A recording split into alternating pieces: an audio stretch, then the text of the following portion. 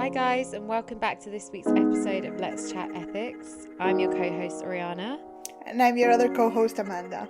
And this week we're going to be continuing our discussions on the EU's guidelines for trustworthy AI. Last week we looked at technical robustness, and this week we'll be looking in more detail at privacy and data governance. Now, the document is broken up into three parts for this principle, which is privacy and data protection, quality integrity of data, and access to data. And what the guideline looks at is how companies and corporations can store data safely, how people's privacy and individuals' privacy can be protected, and how we can stop AI systems and self-learning machines using data in a malicious way or having been data poisoned, which is what we discussed a bit last week in technical robustness. The principle also is closely related to the prevention of harm that we looked at a few weeks ago. And yeah, I think this one is probably one of the most commonly spoken about principles. So Amanda, what are your thoughts on this? So I think this is one of the guidelines probably that most people are most familiar with because it's been featured most heavily in the news. I'm sure everybody has at some point got an email from a company that they've used in the past that has had a breach in their security system, and they're just writing to reassure you that they didn't get access to your credit card information, but you should still change your password. Yeah, but this is also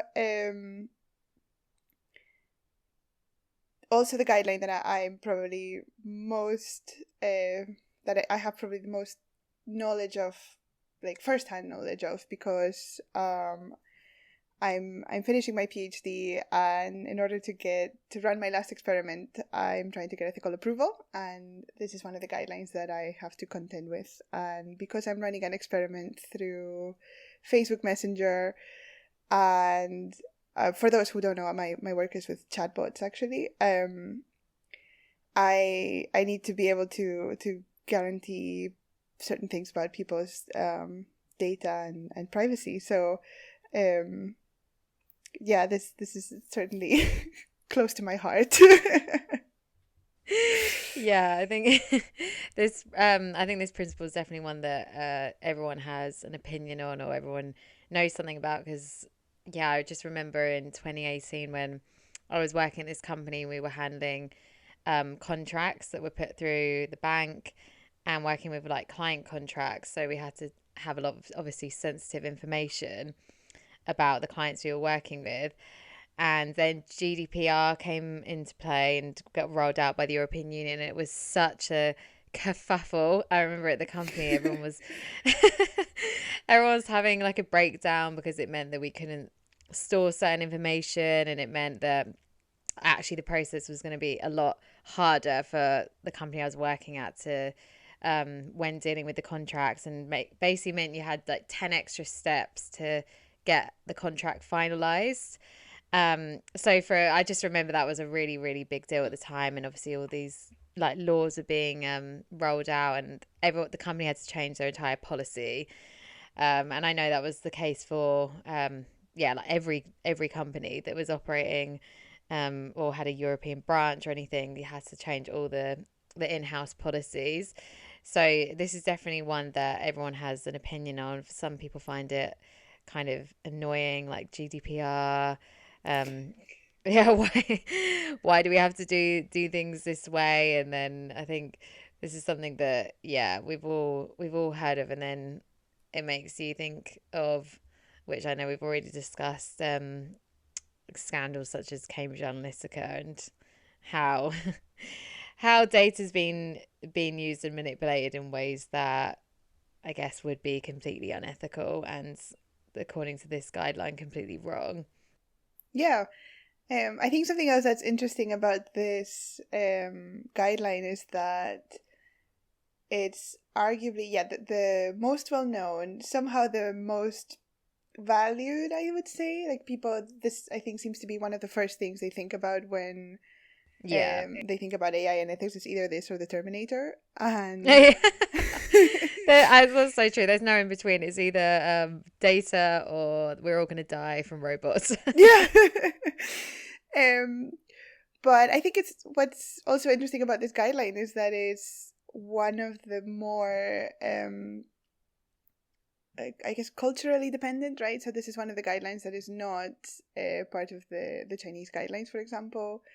Um, so yeah, this is I feel like this guideline should get a couple of episodes. Maybe it gets its own series. There's so much to talk about here. Yes, I know. I think you could actually have multiple episodes on data and privacy because there are so many aspects to this principle. Like you were saying, culturally and by country and by continent, data does have a different value. And like you were saying with the Chinese guidelines, they don't actually have data there. And Mm-hmm. that's for a number of reasons I'm sure that we can get into. And from my own experience, having worked in New York for the past few years, data is valued in a different way that it is in the European Union, and GDPR can be viewed by people as a kind of hindrance to companies trying to collect data and trying to operate in certain ways, especially if we're working in, like digital Yeah. marketing and anything that involves data, really, which I know is everything now. But yeah, I think it's completely different way of working in by culture and by continent. So yeah, moving forward in terms of how do we protect our data and how do we all come to a level of understanding about data, it will be really fascinating to see, really. But I do think GDPR has been a step in the right direction. But I would love to know, what are your thoughts about GDPR, Amanda? Do you think it's been a positive, a negative, and do you think it should be something that worldwide we should come to an agreement on this principle of GDPR? I know it's a law actually, but yeah. Um. So having been both annoyed by GDPR in terms of my research and how Yeah. it has This damn GDPR. yeah. I feel like I can probably have a good idea from both sides, right? So as um a data subject, I guess, I certainly appreciate that GDPR is aiming to protect my rights, and I think it has done a good job, not just in terms of actually protecting people's data, but also actually in educating how valuable your data really is. I think probably before that people didn't really realize just how much data you were giving away and how much data is worth, right? So they always say that data is the new oil, and I think that's probably true.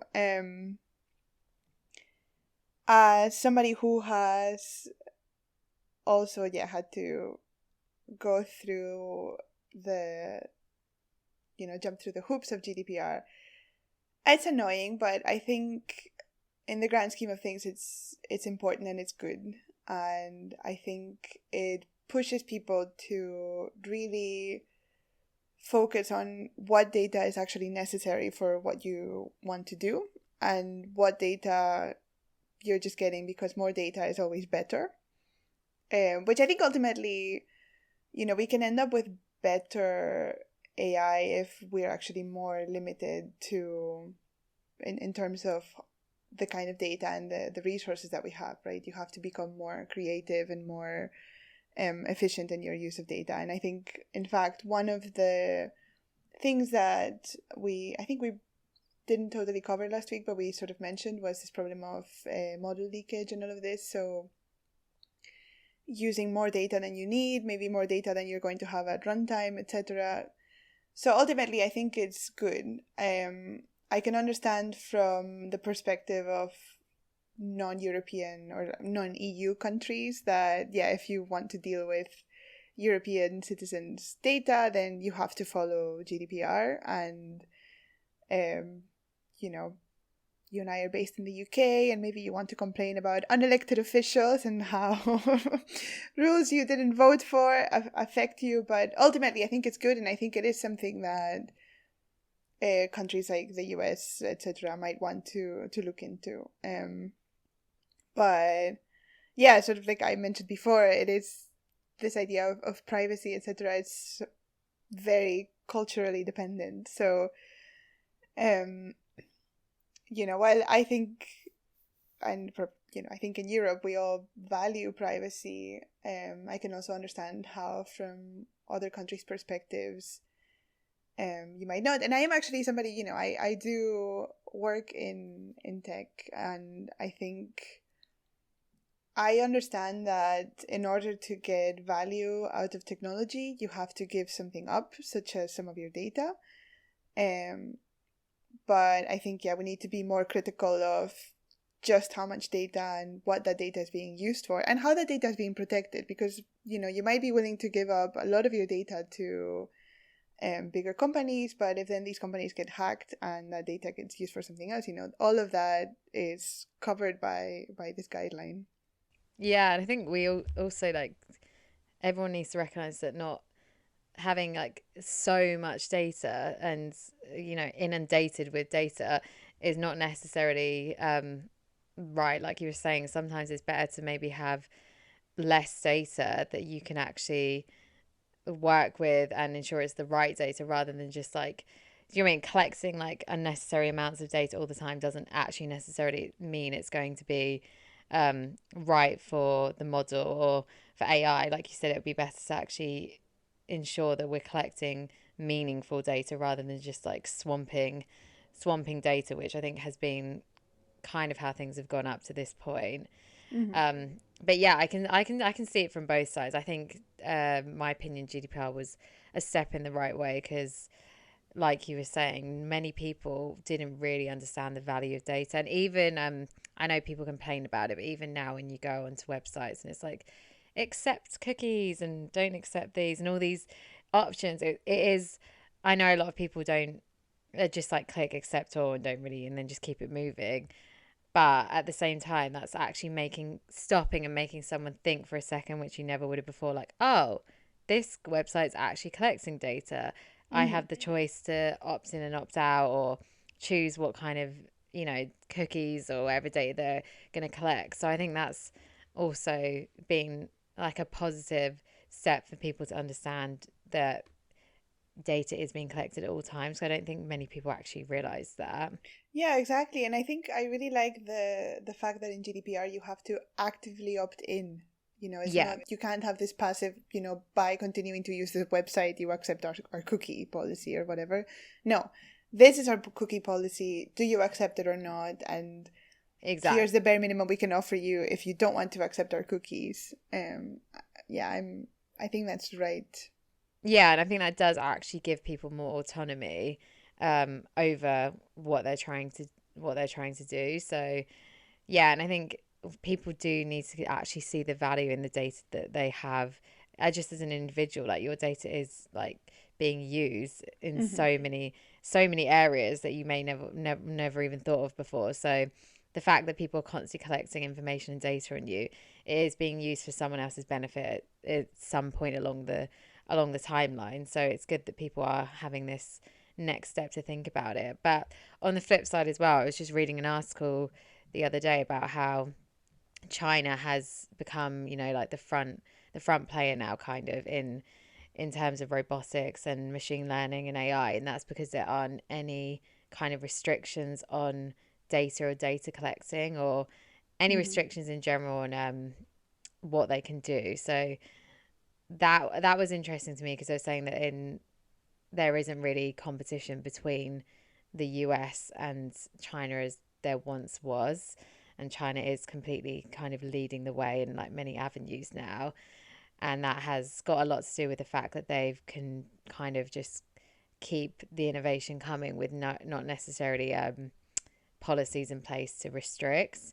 Mm-hmm. So I thought that was interesting. I was thinking in the next 20 years, like where will where will this technology be, and who will be like the front runners actually, and what does it actually mean to be a front runner? That's also what it made me think of what by being the top, what are they achieving necessarily, and what, I guess, what was the end goal for this kind of, it's almost like a, not a cold war, but this kind of, you know what I mean, this kind of, it's kind of this underlying, like the battle of the big players to see who can create the most the most advanced technology and the most advanced AI and machine learning. So it's kind of interesting to see what the next steps will be, and what actually they are actually trying to achieve long term.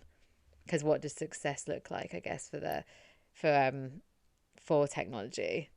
Yeah, I think that's a really good question, right? So, what is it that we're trying to achieve? And I think one of the things that a lot of times gets criticized in the AI and like machine learning community is, you know, sort of this competition of um, getting the best model, for example, right? And so one of the ways that people try to do that in machine learning is we have all these competitions where a company or a university or something might put out a data set, and people can train models, etc., and then they're all compared against each other, and you know, you can win this competition. And there's been a lot of criticism of this leaderboard culture, quote unquote, and I think it's maybe a little bit similar, of course, less I don't want to say scientific, but you know, maybe China and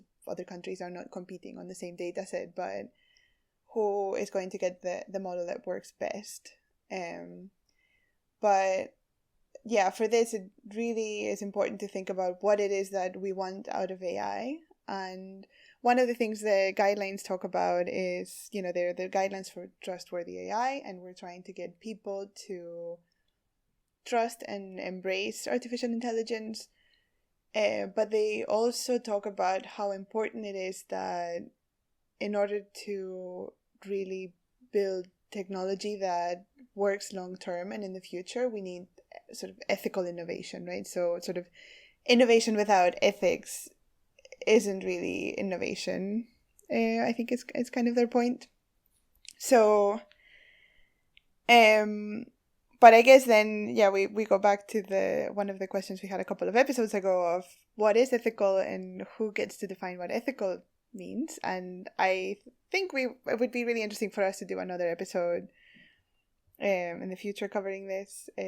But Definitely, because I think, yeah, yeah, I think when you look at like who gets to define what ethical, that's like we spoke about in the last episode. I think that also goes by country and by continent, by culture as well. Obviously, ethics is going to mean um, something a bit different. But I think my view is at the moment, wherever we're putting out new technology, new AI, like you were saying, we need to make sure that it's not beneficial just for a small minority of people. It actually is going to be beneficial for everyone. And I think up to this point, a lot of AI and a lot of innovation that we've had has just been beneficial to a small few rather than um, the masses. And it's also meant that people have been harmed who were already being harmed in the past. And I think that's when we look at ethics, I think it's important to see that we're making sure that we're creating technology, I guess, with humans in mind at first as well, rather than getting like lost in the I guess lost in the excitement of the new wave of yeah, yeah, exactly. We don't want to get lost on the wave of, you know, AI for AI's sake, and yeah, yeah, which I you know, think it it would, can yeah, be, like you're yeah, saying, like with this whole I think this whole competition attitude like breeds that mentality, doesn't it? Because if it's like, I don't know, if it's country, if we're talking like country by country competing, like, oh, we're going to get this AI, we're going to release this tech, and then now we've done this, and then it's like there's the battling it out of who can do the best and create the best, but who's that really benefiting actually? And it's just kind of, and then that trickles down. If everyone's competing, it's like you're saying, university by university, or just company by company, everyone's going to be trying to kind of in this race and this battle to get stuff on the market and make this money, but it's not really necessarily like long term who's that benefiting and what was the need. Like you were saying, AI for AI's sake is not necessarily an amazing innovation and should be I think, yeah, it should just be more thought through at the conception level. Like, okay, so here's this idea. What are we going to do with this idea? How who's this actually benefiting? How can it help society? I think AI should be more seen as how it can help rather than, I guess, a lot of it's being like corporate greed and getting lost into money. Yeah, I mean, I think, I think probably you and I have both pretty sort of human centric AI ideas, whereas a lot of AI, or what people talk about, like, yeah, when people talk about AI, what they're talking about, right? That seems to be very, I guess, capitalist or maybe totalitarian minded, right? Whereas, yeah, we're looking at more, progress to serve humanity. That's what progress is, not just let's see what we can do necessarily. And I'm saying this as a scientist, somebody who is See, interested there in. are good data scientists and computer Yeah. scientists, um, ethical ones. but yeah, I think, yeah, we need to. I think that is something that is really key, right? Is thinking who is this benefiting, and what is the point of this? We can't just build AI to build AI. Yeah. Yeah, I completely hear what you're saying. I think 2020 has been a really pivotal moment for the world in terms of everything that's happened with coronavirus and certain civil unrest and governments and political campaigns and policies that we've seen. And I think with certain technologies that have been put out this year, that we've seen digital contact tracing and the kind of a rise in facial recognition and all these things, we've seen how quickly AI can be implemented into our society and continue to do so. But on the flip side, 2020 has also made me see, even though there are a lot of negatives in the AI that's being implemented and that has been used and it has affected certain communities very negatively, we are seeing people who do really want to make this change and who are advocating for safer and more ethical use of technology. And we've even seen certain corporations actually stop technology. So I am feeling, in terms of the ethical AI guidance and community, I am feeling that we are taking steps to small steps, still small steps, like baby steps. I think when I look at it, it's more of a marathon and not a sprint. And I think that's the only way to make it feel like we can get there eventually, but it's going to take time and, continue to take time with people recognizing that these things can go wrong, but we can get there if we all collectively, as um, worldwide and as a community, realize what we need to get done to get technology in a more meaningful and positive way.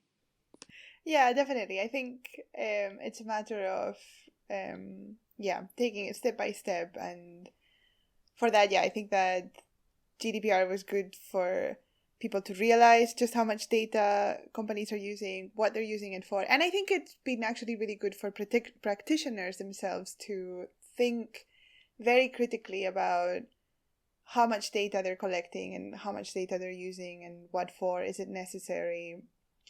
Do the use cases justify the amount of data that they are collecting, and maybe even like really think critically about the use cases themselves and how useful they actually are. So yeah, I think it's been a really good guideline to discuss, and I know that it has definitely given me a lot of ideas for future discussion points.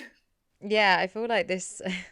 I feel like all the guidelines are kind of the same, but I feel like this guideline in particular, we could do like multiple episodes on different situations in which data's been hacked or data's been used for malicious purposes, and certain scandals that happen. So yeah, this is one that could be discussed definitely further, and I think we should discuss it further at some point. Yeah, in fact, I think maybe next week we can do a part 2 and extend our, yeah, we make no promises, so who knows what we'll get next week. Maybe the next guideline, maybe privacy and data governance 2.0. Yeah, I think actually we're up on our time. Yes, we are. That went very quickly as always. Yeah, actually. Okay, well, thank you everybody for listening. And well, Oriana, you do our social media bit. Thanks for tuning in, guys. And yeah, if you want to follow us on social media, we're at Let's Chat Ethics on Twitter. And we also have an email, letschatethics@gmail.com. And we look forward to chatting to each other next week. Okay. On that note, until next week. Yeah, until next week, guys. And as always, anyone has any feedback, we are open to it. Bye.